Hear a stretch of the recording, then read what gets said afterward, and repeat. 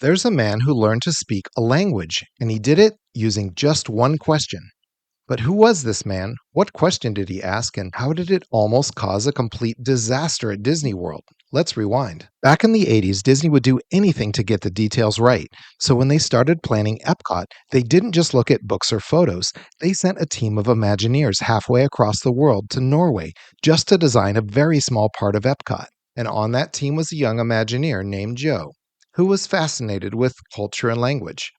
So, when the team visited the indigenous Sami people in the far north of Norway, the team noticed something strange. These indigenous people didn't look like any indigenous people they'd ever imagined. They were mostly Caucasian and spent most of their time raising their herds of reindeer. But then Joe decided to do something that no one ever thought possible. He decided to learn the local Sami language with no translator by asking just one question. At dinner, he pointed at a fork and asked a single question, and the Sami hosts answered. Then he pointed at a cup and asked the same question. The Sami hosts answered again.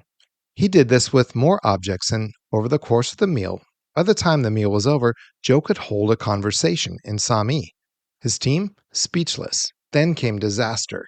During that meal, the locals offered the Imagineers a treat, gourmet jerky. It was delicious. They loved it so much they wanted to sell it at Epcot, until they realized it was reindeer.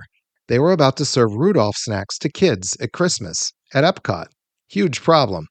Luckily, someone discovered that reindeer and caribou are genetically identical, so Disney changed the name and ended up selling caribou snacks instead.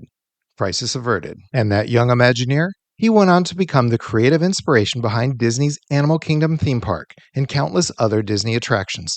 His name is Joe Rohde, the Disney legend, who's best known for wearing a large single earring. But he's also the man who once learned a language with one question by asking, "How do you say, how do you say?" And once he learned that, he could learn anything.